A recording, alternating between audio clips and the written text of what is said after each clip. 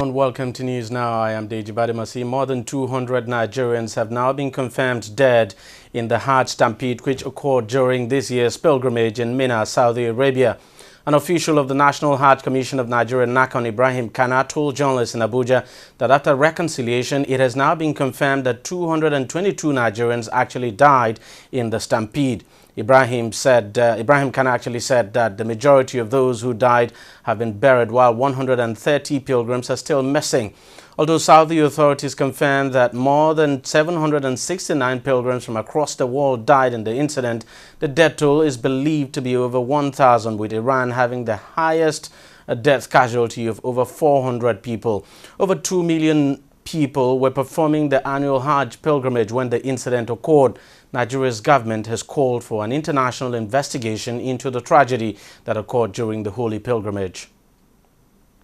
A petition filed by the Rivers State Governor Nyesom Wike to upturn the decision of a tribunal that nullified his election has been dismissed by the Supreme Court.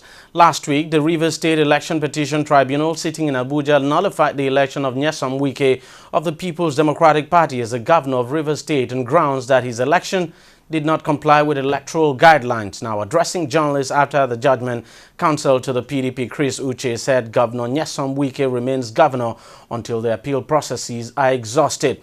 Wike had taken the matter to the court, saying the tribunal had no jurisdiction to nullify the April 11 election as its sitting was held in Abuja instead of Rivers State in South Nigeria. However, the tribunal was moved to Abuja on the ground of security concerns like those of Akwa Ibom, Yobe, Adamawa and Borno.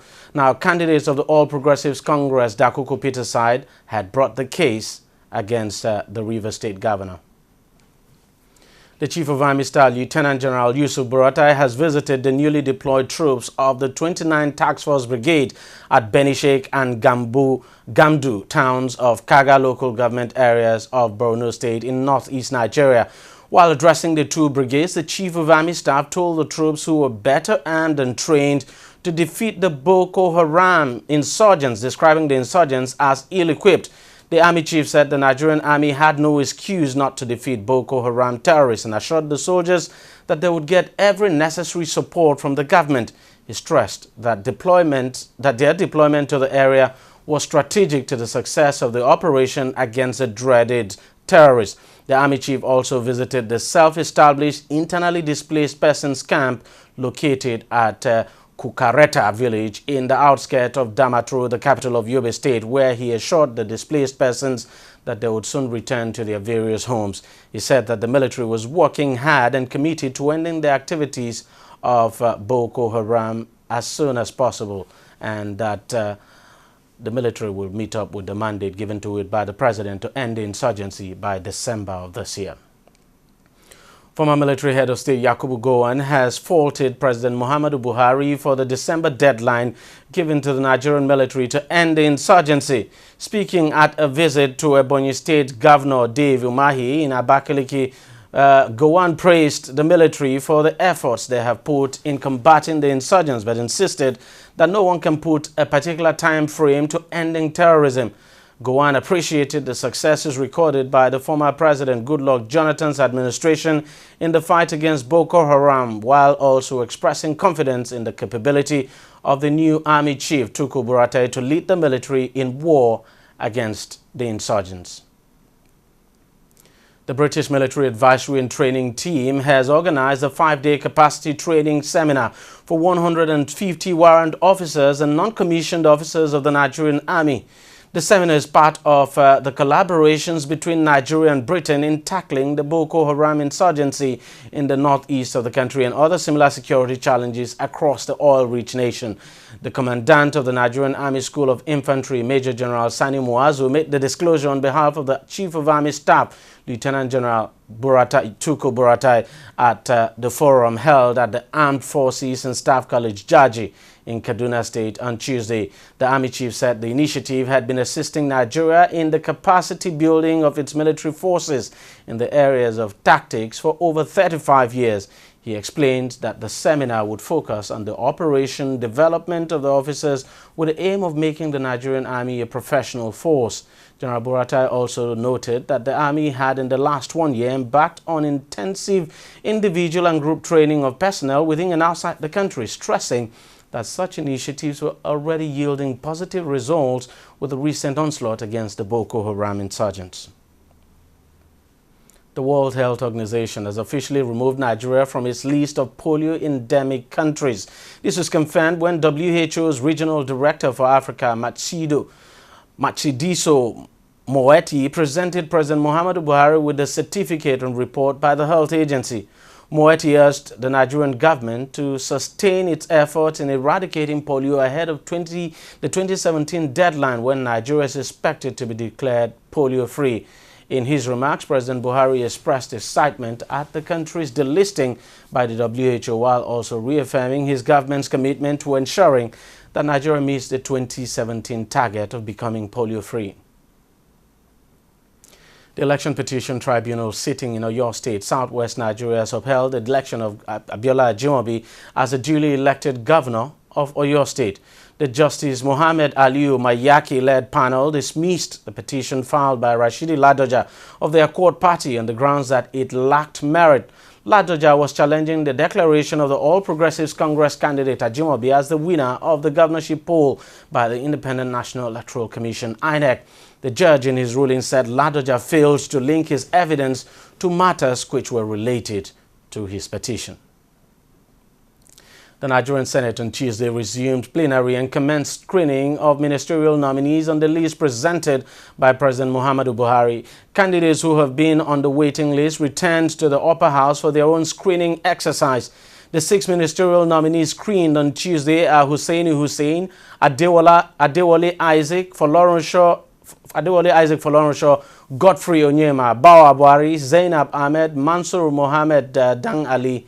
So far, the Senate has already screened over 20 ministerial nominees. Only 18, however, have been confirmed for appointment under the cabinet of President Buhari. The People's Democratic Party, Nigeria's main opposition party, has called an emergency meeting of the party's national caucus to discuss what it calls the current onslaught against the party and its candidate in the last general elections by the APC-led federal government.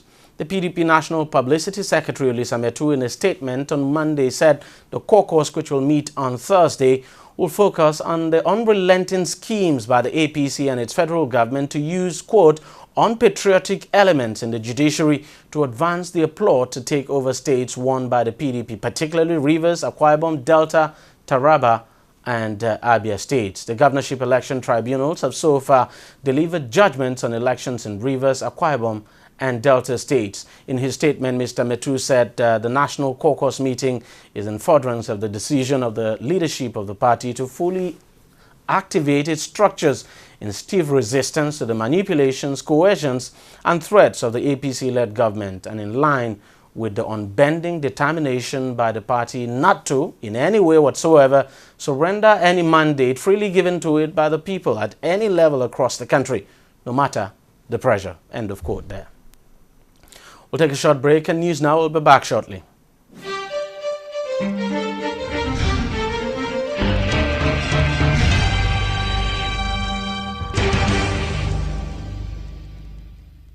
Every day, every hour, and every minute, news break in Nigeria. Things happen so fast, it's most times difficult to track and comprehend them.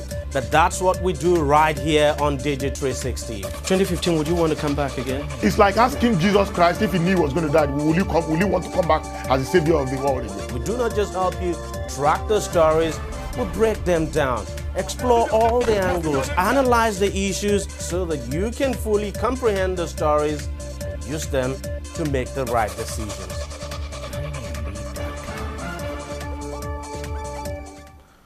Welcome back. Oil prices fell on Tuesday, extending losses into a third week on worries over a supply glut.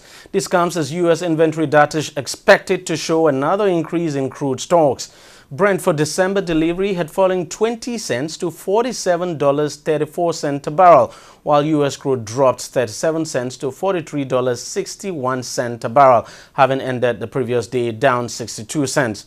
Investors await the outcomes of key policy talks this week, including a U.S. Federal Reserve meeting that starts later on Tuesday and China's fifth plenum, a meeting of the Communist Party's Central Committee that began on Monday.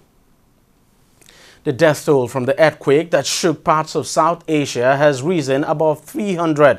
The number of dead in northwestern Pakistan has risen to 229, disaster management officials said, bringing the overall toll for Pakistan, Afghanistan and India to 306. The U.S. Geological Survey initially measured the quake's intensity at 7.7, then revised it down to 7.6 and later 7.5. International aid agencies working in the northern areas of Afghanistan reported that cell phone coverage in the affected areas remained down in the hour after the initial quake. The earthquake comes almost exactly 6 months after Nepal suffered its worst quake on record on April the 25th. Over 9,000 persons lost their lives and 900,000 homes were damaged or destroyed in that incident. The International Criminal Court has said that India should arrest and hand over Sudanese President Omar Hassan al-Bashir, who is wanted on genocide charges and expected to visit New Delhi for a summit this week. Bashir is accused of masterminding genocide, crimes against humanity and war crimes in his campaign to crush a revolt in Sudan's western Darfur region. The Hague-based tribunal issued warrants for his arrest in 2009 and 2010. He is expected to arrive in New Delhi on Wednesday to attend an India-Africa summit aimed at boosting trade and investment between the two regions. And UN have asked to arrest him on arrival. Now, Indian officials were not immediately available for comment, but Foreign Ministry spokesperson Vikas Swarup, when asked the country's position, told local media that India is fully compliant with its international legal obligations. The Golden Eaglets will, on the early hours of Wednesday morning, continue their quest to defend their FIFA Under-17 World Cup title as they take on the Joeys of Australia in the second round of the tournament. The Eaglets reached the second round after amassing a total of 6 points, winning their last 2 games and losing the third match to Croatia. Nigeria is the most successful at the FIFA Under-17 World Cup with a total of 4 titles. Eaglet striker Victor Osimhen is the highest goal scorer of the current tournament with 4 goals. The second round match against Australia will be played on Wednesday by 12 a.m. That's Nigerian time. FIFA presidential candidate Sheikh Salman ibn Ibrahim Al Khalifa has expressed his frustration at the nasty lies being told about his time as president of the Bahrain Football Association. The 49-year-old is being accused by a human rights group who say that he, as head of the Bahrain Football Association and member of Bahrain's royal family, had local football players arrested, detained, abused, tortured and publicly humiliated during democracy protests in February 2011. He has, however, denied those claims and described the accusation as an agenda meant to damage him. Sheikh is one of 8 candidates, including Frenchman Jérôme Champagne, Prince Ali of Jordan, former Trinidad and Tobago player David Nakid, suspended UEFA President Michel Platini, South African business tycoon Tokyo Sexwale, UEFA Secretary General Gianni Infantino, and Liberian FA President Musa Beliti to submit their candidacy for the FIFA presidency. The election will take place February the 26th.